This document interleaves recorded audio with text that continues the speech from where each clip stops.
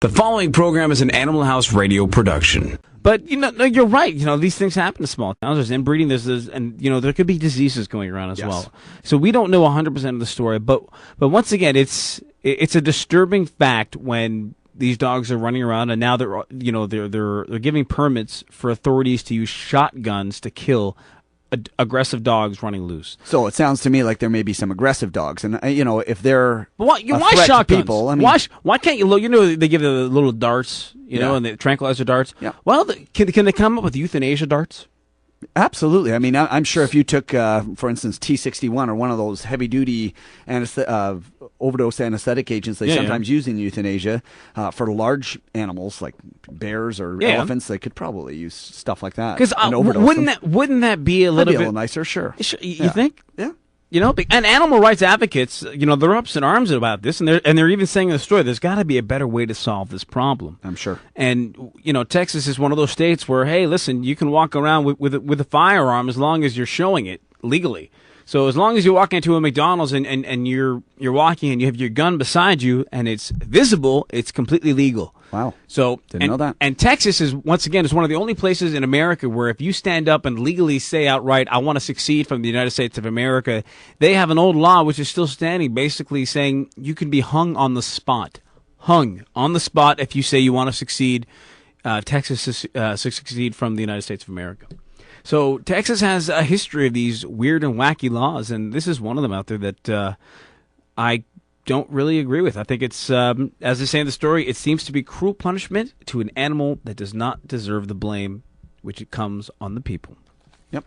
So very, very, very interesting. Now, last week, we had a really good time last week when we talked about our Facebook challenge. So we had a couple of winners. We had 3 winners on the show last week. Once again, 416-785-0680. What is your New Year's resolution for your animal? And what we're going to talk about today is essentially all the New Year's resolutions that are possible. So if you haven't decided what New Year's resolution you want for your pet, maybe after you hear what we're going to talk about, you can say, oh, yeah, I think I'd like to do that. So we'll go over them. You know what? I think they're I've got a list here. I have a list too, and we have a ton of stuff. We have a ton of prizes to give away. There's a lot of things that are going on. And by the way, for those who are watching the hockey game, it is 2-1 for Detroit over the Montreal Canadiens with 10 minutes and 48 seconds left in the first period. I just have to say that because we like to be interactive here. Okay, with a worldwide number fan doesn't stop. Well, Canadians, Canada, right?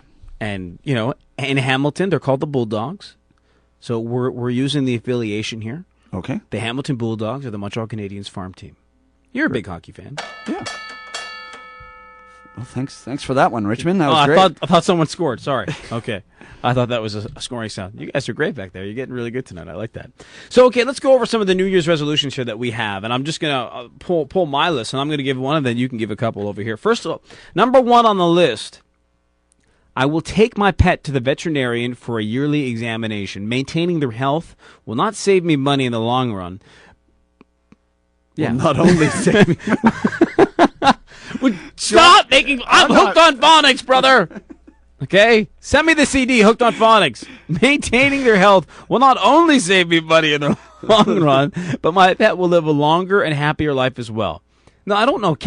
By taking them to the vet, do they live a happier life? No, I'm going to tell you, you would not believe how many times, honestly. Because the dentist says the same thing to me, and I'm not saying I'm happier. I'm going to tell you that probably 30 to 40% of the times when people bring their pets in for a routine health check, I find something that if it goes untreated, will eventually be a problem in the long run. Yeah. I mean, I have to tell you about this one case I remember, and I felt so awful because this lady had 2 cats, and we had put one of her cats to sleep because he ended up having cancer. Oh. So she decided after she got over this a month later to bring her other cat in for his vaccinations. And she brings the cat in, and I'm doing my exam. And I said, how's everything going? She goes, oh, he's doing great. He throws up every once in a while, but I figure that's normal for cats. Yeah. So I go to feel this animal's abdomen, and there is no word of a lie. Something the size of a grapefruit in this cat's abdomen. And what ended up being was a tumor. And yet she never would have known this had she not brought the cat in. Now, I had some horrible news to tell her, but it was just sort of one thing that fascinated me about that is cats and dogs are so amazing at hiding their problems. So they're at home saying, don't worry, Mom and Dad, everything is fine, I'm really good. In the meantime, they have a problem.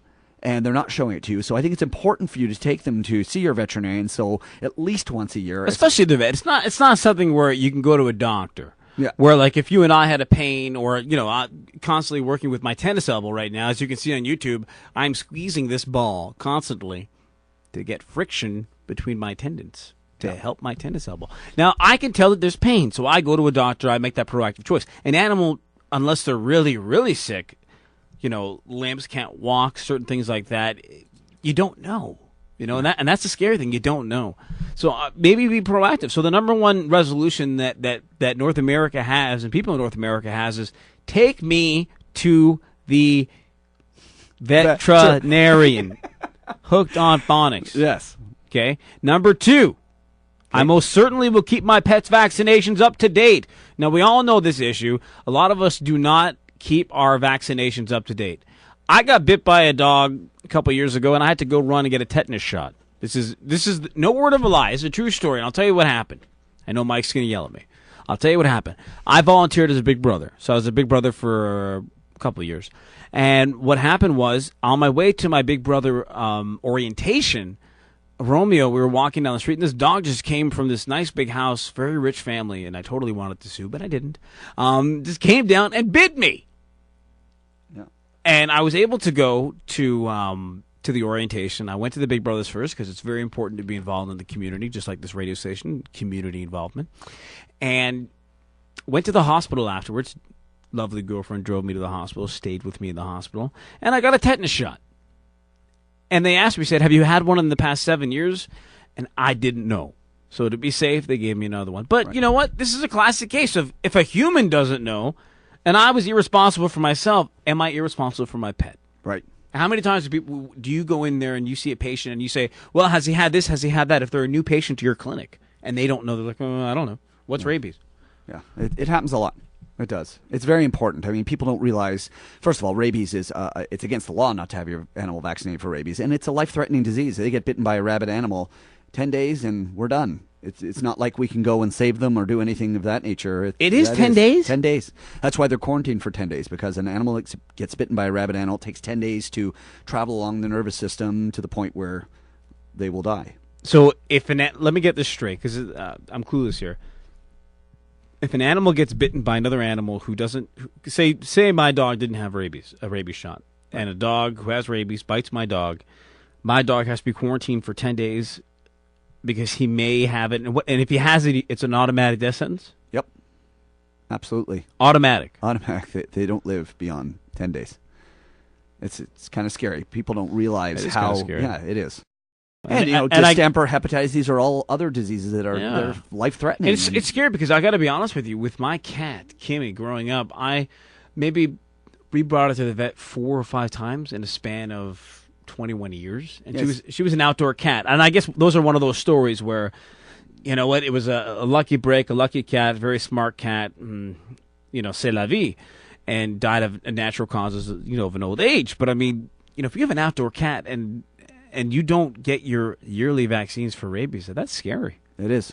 Yep, they can get bitten as easily as a dog can, if not sometimes easier. And I guess this is why manufacturers of certain vaccines are making rabies shots now for 3 years instead of 1 year. Right. Exactly. And it basically to go out there and say, hey, listen, I guess manufacturers are really saying, you know what, we see people not giving them every year, so we're going to make sure that we can give them every 3 years. So, if they forget once or twice, it's okay, but on the third time, you got to be reminded about stuff like that. Exactly. So now, one thing also that people a misnomer, a lot of people with indoor cats don't bring them in to be vaccinated, figuring they're indoor cats, they'll never get anything, but an indoor cat is, I like to equate it to good old John Travolta, a boy in the plastic bubble. They don't have any immune system at all. At least an outdoor cat, if they're outdoors, they're being exposed to stuff. Indoor cats aren't being exposed.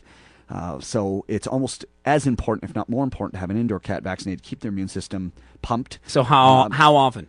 How often? Well, I'm always a big believer in it's a lifestyle choice. With regards to cats and dogs. I mean, if you have a dog who is traveling to a certain area where Lyme disease is prominent, it's very important to get vaccinated for Lyme disease. If not, then don't. So I think that's something that you should talk to your veterinarian about, and you too can decide what's the best vaccination protocol for your indoor cat, for your outdoor cat, for your indoor dog or outdoor dog. I think every animal's individual.